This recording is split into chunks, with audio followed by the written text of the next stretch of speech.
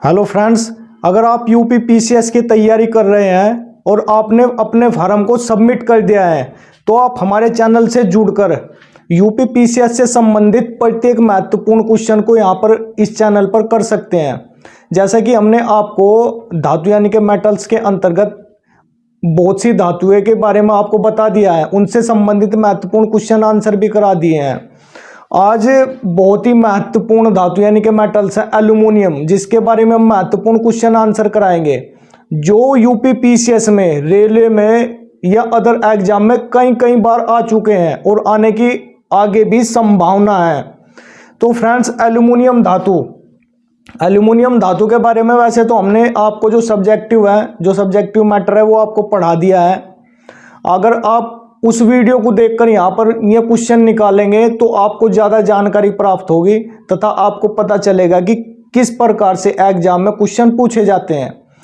तो देखते हैं एल्यूमिनियम धातु से रिलेटेड महत्वपूर्ण क्वेश्चन आंसर। पहला क्वेश्चन है कि माणिक्य और नीलम रासायनिक रूप से कैसे जाने जाते हैं। माणिक्य तथा नीलम आपने सुना भी होगा। नीलम जो हीरे जैसे होते हैं, जो अंगूठी में या गले की चैन में डाले जाते हैं, उन्हें माणिक्य यानी नीलम कहा जाता है। तो माणिक्य और नीलम रासायनिक रूप से जाने जाते हैं। तो ये रासायनिक रूप से एल्यूमिनियम ऑक्साइड या एल्यूमिनियम के ऑक्साइड के रूप में जाने जाते हैं। इसके जो एल्यूमिनियम के जो अयस्क होते हैं उनमें कोरंडम, बॉक्साइट, फेल्सपार, डायस्पर, ये अनेक इसके अयस्क यानी कि ओरे होते हैं। इनमें जो महत्वपूर्ण अयस्क कोरंडम है वह प्रकृति में एल्यूमिनियम ऑक्साइड के रूप में पाया जाता है। कोरंडम इसी से ही नीलम, रूबी तथा माणिक्य प्राप्त किए जाते हैं। यानी कि एल्यूमिनियम ऑक्साइड को रासायनिक रूप से माणिक्य या नीलम कहा जाता है। तो एल्यूमिनियम ऑक्साइड को। अगला क्वेश्चन है, निम्न में से किस धातु को प्राप्त करने हेतु बॉक्साइट अयस्क है। यह सवाल ऐसे भी पूछा जाता है कि एल्यूमिनियम का निष्कर्षण निम्नलिखित में से किस अयस्क से होता है, या बॉक्साइट से किसका अयस्क किया जाता है। एल्यूमिनियम के निष्कर्षण के लिए कौन सा अयस्क जिम्मेदार होता है। तो इसको अलग अलग तरीके से कई एग्जाम में पूछा गया है। जैसे यूपी यूडीएलडीए में, यूपी पीसीएस में, उत्तराखंड यूडीएलडीए में, उत्तराखंड पीसीएस में, मध्य प्रदेश पीसीएस में, एसएससी 2013 में, रेलवे गोरखपुर 2006 में अनेक बार अलग अलग तरीके से यह क्वेश्चन पूछा गया है। तो इसमें बॉक्साइट, जैसे कि हमने आपको बताया कि एल्यूमिनियम का ये अयस्क होता है बॉक्साइट, एल्यूमिनियम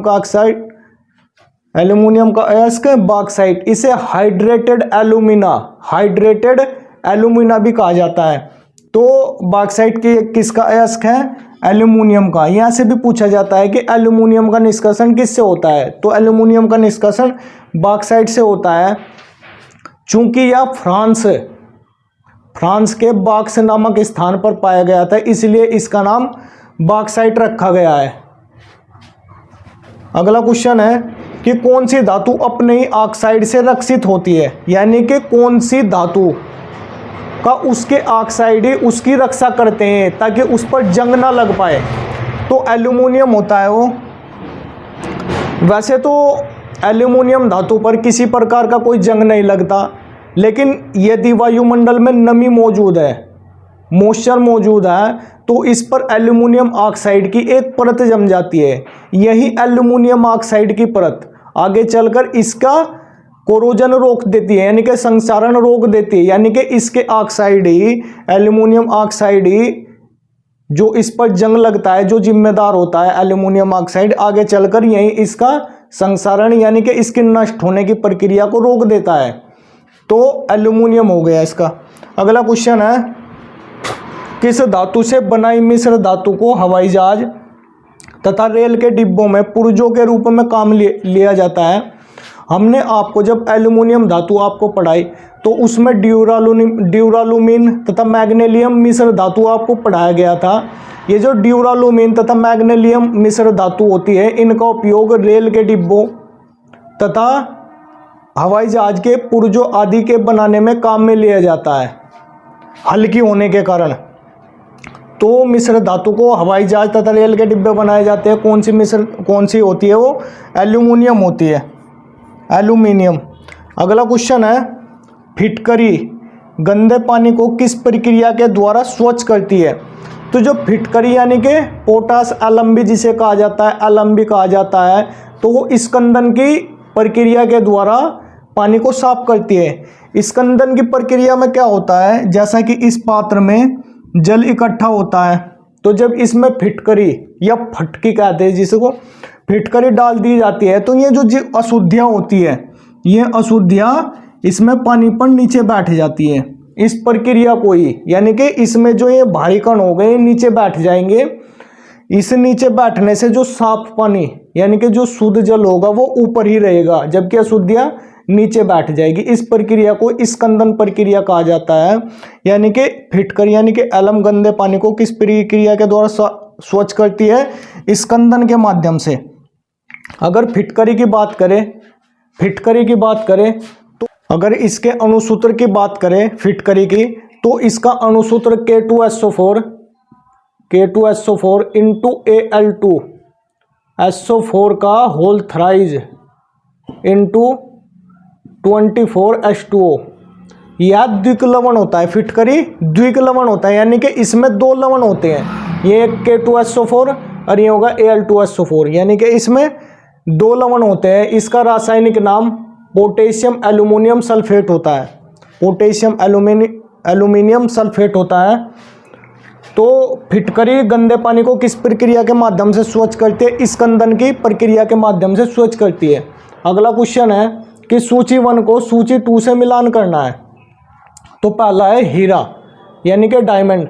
हीरा प्रकृति में कार्बन का एक क्रिस्टल होता है, कार्बन का एक क्रिस्टल होता है तथा प्रकृति में सबसे कठोर माना जाता है, सबसे कठोर माना जाता है। तो किसका क्रिस्टल होता है? कार्बन का। जैसे ग्रेफाइट भी कार्बन का एक क्रिस्टल होता है, तो हीरा किसका क्रिस्टल हो गया? कार्बन का। अगला है संगमरमर। संगमरमर को कैल्शियम कार्बोनेट भी कहा जाता है। संगमरमर को कैल्शियम कार्बोनेट भी कहा जाता है। तो इसमें क्या मौजूद हो गया? कैल्शियम। इसमें कैल्शियम मौजूद हो गया। बालू यानी कि सैंड, जिसे रेत भी कहा जाता है, आम भाषा में रेता या बालू भी कहा जाता है, वो सिलिकॉन का, वह सिलिकॉन का एक रूप होता है। यानी कि उसमें क्या मौजूद होता है? सिलिकॉन। उसमें मौजूद होता है सिलिकॉन। और माणिक्य तो अभी आपको बताया, कोरंडम जो एल्यूमिनियम का एक अयस्क होता है उसमें पाया जाता है। यानी कि इसमें एल्यूमिनियम ऑक्साइड, कोरंडम को एल्यूमिनियम ऑक्साइड कहा जाता है, यानी कि इसमें एल्यूमिनियम मौजूद होता है। अगला क्वेश्चन है कि एल्यूमिनियम सल्फेट का उपयोग किया जाता है कपड़ों की छपाई में, आग बुझाने में, या दोनों या इनमें से कोई नहीं। यह रेलवे अहमदाबाद ASM की परीक्षा में सन 2004 में आया हुआ है। रेलवे ने इसके दोनों ऑप्शन यानी कि कपड़ों की छपाई में तथा आग बुझाने में, इन दोनों को किया हुआ है। लेकिन इसका अधिकतर प्रयोग कपड़ों की छपाई में, इसका अधिकतर उपयोग कपड़ों की छपाई में तथा फिटकरी बनाने में इसका उपयोग किया जाता है। एल्यूमिनियम सल्फेट को हेयर साल्ट भी कहा जाता है। एल्यूमिनियम सल्फेट को हेयर साल्ट भी कहा जाता है। अगला क्वेश्चन है कि भूपटल में एल्यूमिनियम की मात्रा लोहे से अधिक है। यानी कि एल्यूमिनियम की मात्रा जो भूपृष्ठ यानी कि क्रस्ट होगी, पृथ्वी के नीचे की सतह, उसमें एल्यूमिनियम की मात्रा लोहे से ज़्यादा पाई जाती है। फिर भी एल्यूमिनियम लोहे से महंगा है। क्यों महंगा है लोहे से? क्योंकि जो इसकी जो धात्विक विधियाँ होती हैं वो लोहे से महंगा होती है। जैसे 6 टन बॉक्साइट से 2 टन एल्यूमिना प्राप्त होता है। 2 टन एल्यूमिना प्राप्त होता है। 2 टन एल्यूमिना से 1 टन एल्यूमिनियम प्राप्त हो जाता है। यानी कि 6 टन बॉक्साइट से 2 टन एल्यूमिना तथा 2 टन एल्यूमिना से 1 टन एल्यूमिनियम प्राप्त हो। यानी कि यह एक बहुराशि उद्योग भी होता है अगर उद्योग की बात करें। और इसकी धात्विक विधियाँ जैसे कि हमने बता ही दिया है बहुत ही महंगी होती है, इसलिए लोहे से महंगा होता है। अगला क्वेश्चन है एमरी कहलाता है। एमरी अशुद्ध एल्यूमिना, अशुद्ध एल्यूमिना को एमरी भी कहा जाता है। काफ़ी बार क्वेश्चन आया हुआ है कि एमरी कहलाता है, तो अशुद्ध एल्यूमिना एमरी कहलाता है, जबकि सोडियम हाइड्रोक्साइड को डार्क सोडा या कास्टिक सोडा यानी कि NOH भी कहा जाता है। सोडियम नाइट्रेट इसे Chile saltpetre, sodium nitrate को चिली साल्ट पीटर कहा जाता है, जबकि अमोनियम क्लोराइड को नौसादर NH4Cl, अमोनियम क्लोराइड को नौसादर भी कहा जाता है। अगला क्वेश्चन है कि निम्न में से किस धातु का भूपर्पटी में सर्वाधिक बहुमूल्य है। धातु की बात की है यहाँ पर। अगर तत्व की बात करता तो वो ऑक्सीजन बढ़ा देता, ऑक्सीजन या सिलिकॉन भी दे सकता था अगर तत्व की बात करें। अगर पृथ्वी की भूपर्पटी यानी कि क्रस्ट में तत्व यानी कि एलिमेंट की बात करें तो सबसे ज़्यादा ऑक्सीजन पाया जाता है, उसके बाद सिलिकॉन पाया जाता है तथा उसके बाद एल्यूमिनियम धातु पाया जाता है। तो एल्यूमिनियम धातु तत्वों में तीसरे नंबर पर और धातुओं में पहले नंबर पर, यानी कि कौन सा धातु भूपर्पटी यानी कि क्रस्ट में सर्वाधिक बाहुल्य यानी कि सर्वाधिक मात्रा में पाया जाता है, तो वो एल्यूमिनियम हो गया। तो सर्वाधिक जो धातु है वो एल्यूमिनियम पाया जाता है। फ्रेंड्स, यदि अगर अब तक आपने हमारे चैनल को सब्सक्राइब नहीं किया है तो आप हमारे चैनल को लाइक तथा सब्सक्राइब कर लें।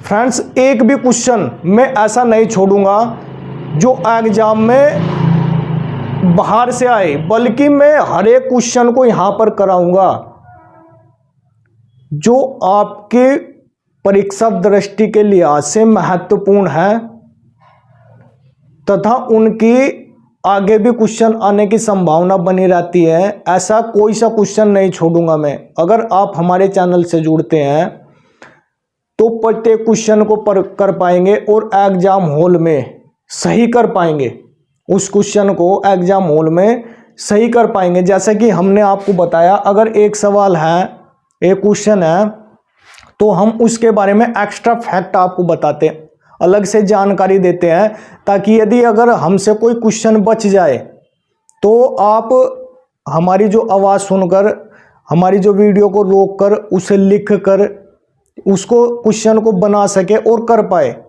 तो हमारा यही ध्येय रहता है कि आपको अधिक से अधिक जानकारी प्रदान की जाए।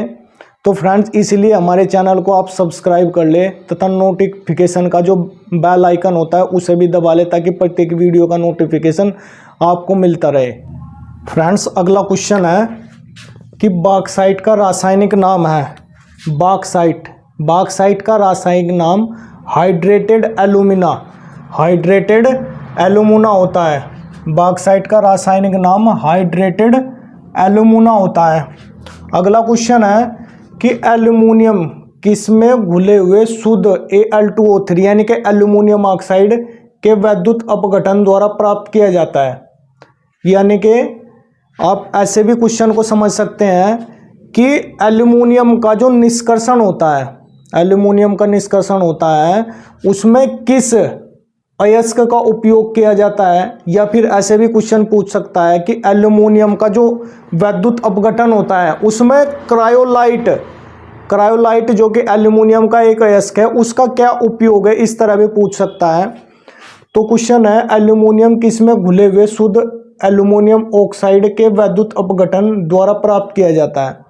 तो इसका एक अयस्क होता है क्रायोलाइट, इसका एक अयस्क होता है क्रायोलाइट।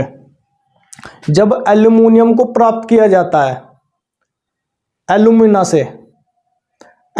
से जब एल्यूमिनियम को प्राप्त किया जाता है तो उसमें क्रायोलाइट एक इसका अयस्क होता है, उसको इसमें मिलाया जाता है, क्रायोलाइट को इसमें घोला जाता है, ऐसे भी कह सकते हैं। जो क्रायोलाइट होता है यह इसके गलनांक यानी कि मेल्टिंग पॉइंट को घटाने के लिए होता है। यानी कि एल्यूमिना का जो टेम्परेचर होता है 2000 डिग्री सेल्सियस के करीब, उसे घटाकर 900 डिग्री सेल्सियस के करीब यह पहुंचा देता है क्रायोलाइट, तथा उसके बाद में वैद्युत चालकता यानी कि इलेक्ट्रिक कंडक्टिविटी को बढ़ा देता है। तो इसमें क्या हुआ, क्रायोलाइट क्या करता है, उसके ताप को कम करता है, यानी कि उसके गलनांक यानी कि मेल्टिंग पॉइंट को कम करता है। जबकि गलनांक यानी कि मेल्टिंग पॉइंट क्या होता है, वह ताप यानी कि टेम्परेचर होता है। गलनांक वह टेम्परेचर होता है जो किसी ठोस धातु को या ठोस वस्तु को गर्म करने के बाद वह द्रव अवस्था यानी कि लिक्विड अवस्था में बदल देता है, उसे गलनांक यानी कि मेल्टिंग पॉइंट कहा जाता है। अगला क्वेश्चन है कि एल्यूमिनियम पृष्ठ प्राय एनोडीकृत होते हैं क्योंकि इसका अर्थ यह है कि उस पर निक्षेपण होना। यानी कि जो एल्यूमिनियम का जो पृष्ठ होता है वो एनोडीकृत होता है। क्यों होता है वो एनोडीकृत? क्योंकि उसका निक्षेपण होना। हमने आपको बताया था कि उसके जो संक्षारण यानी कि कोरेजन को रोकने के लिए जो नम वायु होती है उस पर एल्यूमिनियम ऑक्साइड की परत जम जाती है, जिससे उसका क्षरण होने लगता है, यानी कि वो नष्ट होने लगती है। बाद में यही एल्यूमिनियम ऑक्साइड की जो परत होती है उसके संक्षारण को यानी कि कोरेजन को रोक देती है। जैसे कि लोहे पर जंग लगना, लोहे पर जंग लगना, इसी प्रकार एल्यूमिनियम पर भी यानी कि उसके पृष्ठ पर भी एल्यूमिनियम ऑक्साइड की एक परत जम जाती है। तो एल्यूमिनियम पृष्ठ यानी कि एल्यूमिनियम का पृष्ठ पर एनोडीकृत होता है क्योंकि उस पर निक्षेपण होता है एल्यूमिनियम ऑक्साइड परत का, क्योंकि उसके जो परत होती है उस पर एल्यूमिनियम ऑक्साइड की एक परत जम जाती है जो उसको एनोडीकृत करती है। तो इस पर एल्यूमिनियम ऑक्साइड हो गया। अगला क्वेश्चन है कि निम्न में से एल्यूमिनियम का अयस्क नहीं है। नहीं है पर ध्यान दीजिए आप, अक्सर एग्जाम हॉल में इसी प्रकार से गलत होते हैं कि नहीं पर ध्यान नहीं देते स्टूडेंट्स। तो फ्रेंड्स इस नहीं पर यहाँ पर आप ध्यान दीजिए। तो इसमें से कौन सा एल्यूमिनियम का अयस्क नहीं है? फेल्सपार ये भी एल्यूमिनियम का अयस्क है, कोरंडम ये भी, क्रायोलाइट भी एल्यूमिनियम का अयस्क है, जबकि डोलोमाइट मैग्नीशियम का अयस्क है, MgCO3 इंटू CaCO3 इसका अणुसूत्र होता है डोलोमाइट का, यानी कि यह मैग्नीशियम का अयस्क होता है। अगला क्वेश्चन है कि निम्नलिखित कथनों पर विचार कीजिए। यह उत्तर प्रदेश UDA तथा LDA 2001 में आया हुआ सवाल है। हमने आपको मिश्र धातु पढ़ाए थे पहले। ये क्वेश्चन है कि पीतल यानी कि ब्रास, तांबे तथा जस्ते का मिश्र धातु है। ये सही है क्योंकि पीतल बनाने के लिए तांबे तथा जस्ता मिश्र धातु का उपयोग किया जाता है। अगला है कथन मैग्नेटाइट एल्यूमिनियम का सबसे महत्वपूर्ण अयस्क है। क्या मैग्नेटाइट एल्यूमिनियम का सबसे महत्वपूर्ण अयस्क है? नहीं, यह लोहा यानी कि आयरन का एक अयस्क होता है। कौन? मैग्नेटाइट। तो ये कथन क्या हो गया? गलत। अगला कथन है कि पारदित यानी कि पारे से लिपा हुआ, पारा यानी कि मरकरी से, पारदित सम्मिश्रण में पदार्थ होते हैं जिनमें पारा अनिवार्यतः सम्मिलित होता है। यह सही है। हमने आपको अमलगम पढ़ाया था। अमलगम क्या होता है? अमलगम वह होता है जब पारे के साथ कोई भी धातु सम्मिलित हो जाती है तो उसे अमलगम कहा जाता है, एक्सेप्ट ऑफ आयरन यानी कि लोहे यानी कि आयरन को छोड़कर, क्योंकि पारा लोहे के साथ अमलगम का निर्माण नहीं करता, इसलिए पारे यानी कि मरकरी को लोहे के पात्रों में रखा जाता है। तो अमलगम किसका मिश्रण होता है? पारा तथा अन्य धातु का, लोहे को छोड़कर। पारदित सम्मिश्रण में पदार्थ हो जिनमें पारा अनिवार्यतः सम्मिलित होता है। तो यह कथन सही है। अगला क्वेश्चन है फोटोग्राफी में पोटेशियम नाइट्रेट का उपयोग किया जाता है? नहीं किया जाता। हमने आपको जब चांदी पढ़ाया था तब सिल्वर ब्रोमाइड का उपयोग बताया था कि सिल्वर ब्रोमाइड का उपयोग फोटोग्राफी में किया जाता है। जब आपको सोडियम धातु पढ़ाया था तब उसमें बताया था कि सोडियम थायोसल्फेट जिसे हाइपो भी कहा जाता है, इसका उपयोग फोटोग्राफी में स्थायीकरण के एंटीकोलर के रूप में भी किया जाता है। तो फोटोग्राफी में सबसे ज़्यादा क्वेश्चन पूछा जाता है कि सिल्वर ब्रोमाइड का तथा सोडियम थायोसल्फेट जिसे हाइपो कहा जाता है उसका उपयोग फोटोग्राफी में किया जाता है। अगला क्वेश्चन है कि पोटास एलम जिसे फिटकरी कहा जाता है पानी के शोधन में उपयोगी है। नंबर 1, सूक्ष्म जीवाणु को मार देती है, या जल की कठोरता दूर करती है, या कोलाइडी विलयन को अवक्षेपित करती है, या जल को मृदु बनाए रखती है। ये सभी सही है कुछ कुछ मात्रा में, प्रत्येक ऑप्शन सही है ये। लेकिन हमने आपको बताया था ये जो पात्र होता है इसमें जल इकट्ठा होता है स्कंदन की प्रक्रिया से। जब इसमें फिटकरी डाली जाती है तो स्कंदन की प्रक्रिया से ये जो कोलाइडी कण होते हैं यानी कि जो भारी पदार्थ होते हैं ये इन्हें कोलाइडी कण कहते हैं। जब इसमें फिटकरी डाली जाती है तो ये जो कोलाइडी कण होते हैं ये नीचे बैठ जाते हैं, जबकि साफ पानी ऊपर होता है जिसे अलग कर दिया जाता है। आप ऐसे भी कह सकते हैं कि कठोर पानी को सॉफ्ट यानी कि पीने लायक करने के लिए फिटकरी का उपयोग किया जाता है। तो इसमें देखिए जल को मृदु बनाने, यानी कि ये भी सही है, लेकिन इसका जो सबसे अच्छा ऑप्शन हो सकता है, जो सबसे अच्छा ऑप्शन हो सकता है, यह कोलाइड विलयन को विक्षेपित करता है, यानी कि कोलाइड विलयन को अलग कर देता है। कोलाइड विलयन को अलग करेगा जब तो पानी पीने लायक होगा, मृदु होगा, जब तो सूक्ष्म जीवाणुओं को मार देगा, जब तो जल की कठोरता दूर होगी, यानी कि यह कोलाइड विलयन को अवक्षेपित कर देता है। यानी कि इसका ये ऑप्शन सही होगा, बल्कि सभी सही है। अगर सही की बात करें या इनमें से अगला क्वेश्चन हो कि इनमें से सभी, तो इनमें से सभी सही है। लेकिन यदि इनमें से कोई बेहतर ऑप्शन चूज करना हो तो यही है कि यह कोलाइड विलयन को विक्षेपित कर देता है। अगला क्वेश्चन है कि एल्यूमिना के वैद्युत अपघटन में क्रायोलाइट मिलाया जाता है। क्रायोलाइट जो भी आपको बताया, क्रायोलाइट का उपयोग जो एल्यूमिनियम के वैद्युत अपघटन विधि में जो जिसका इस्तेमाल किया जाता है वो एल्यूमिना के गलनांक यानी कि मेल्टिंग पॉइंट को घटाने के लिए किया जाता है। एल्यूमिना के गलनांक को घटाने के लिए किया जाता है क्रायोलाइट का उपयोग, तथा बाद में इसकी वैद्युत चालकता बढ़ा दी जाती है। जबकि इसमें एक ऑप्शन है वैद्युत चालकता बढ़ाने, तो वैद्युत चालकता बाद में बढ़ती है, यानी कि इलेक्ट्रिक कंडक्टिविटी जो क्रायोलाइट होता है वो बाद में बढ़ाता है। जबकि इसका सबसे बेहतर काम यही है कि एल्यूमिनियम का गलनांक घटा देता है। जहां इसका जो टेम्परेचर होता है वो 2050 डिग्री सेल्सियस होता है या 2000 डिग्री सेल्सियस के आसपास होता है। जबकि क्रायोलाइट मिलाने के बाद यह केवल 950 डिग्री सेल्सियस रह जाता है।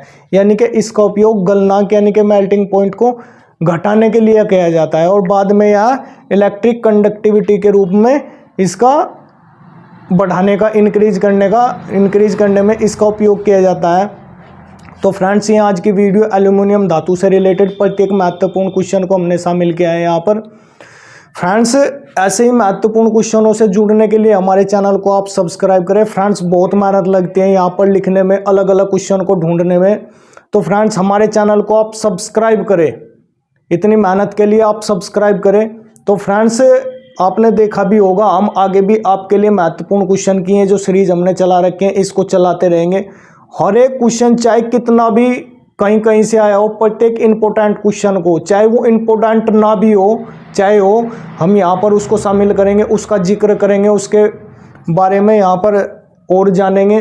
तो फ्रेंड्स, आज तक के लिए इतना ही। जय हिंद।